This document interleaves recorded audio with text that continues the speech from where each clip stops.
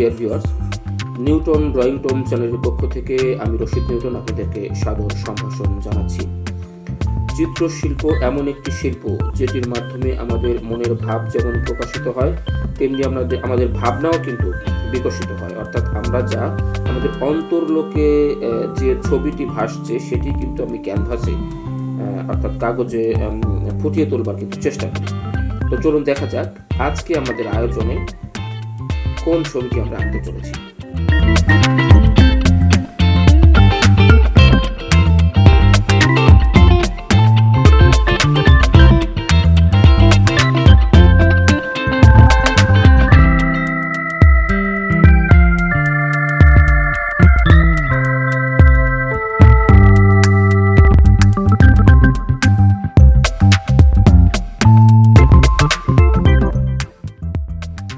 ছবি আঁকার কিন্তু কিছু নিয়ম কানুন রয়েছে।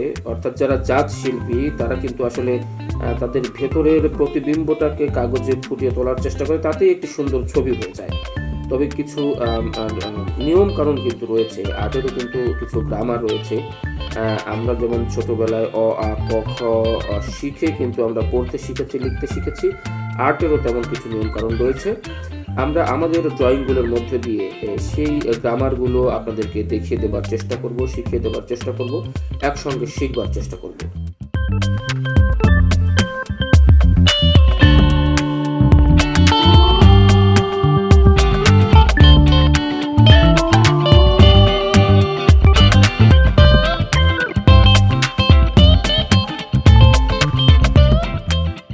ডিয়ার ভিউয়ার্স, ড্রয়িং এমন একটি শিল্প, অর্থাৎ চিত্রাঙ্কন এমন একটি শিল্প যার মাধ্যমে আমাদের প্রতিভা যেমন বিকশিত হয়, প্রকাশিত হয়, তেমনি আমাদের ভেতরের যে একটি আকুতি, অর্থাৎ মুখের ভাষা ব্যবহার না করেও পেন্সিল, পেন বা রং তুলিতে যে মনের ভাব ব্যক্ত করা যায়, এটি কিন্তু ড্রয়িংয়ের একটি অন্যতম বৈশিষ্ট্য।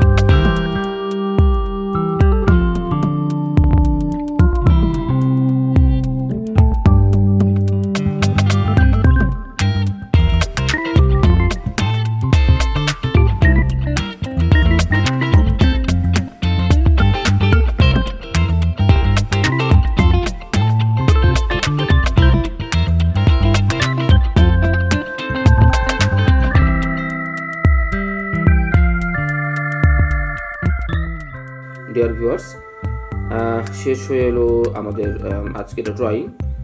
আপনারা দেখতে পেয়েছেন যে ছবিটি আমি এতক্ষণ ধরে আঁকার চেষ্টা করছিলাম সেটি কিছুটা কিন্তু শেপে নিয়ে আসতে পেরেছি। অর্থাৎ নিশ্চয়ই আপনারা বুঝতে পারছেন যে স্টেপ বাই স্টেপ একটি নিয়মতান্ত্রিক ধারাবাহিকতার মধ্য দিয়ে কিন্তু আমরা এই ছবিটি, এই ড্রয়িংটি বা এই চিত্রটি কিন্তু শেষ করবার চেষ্টা করলাম।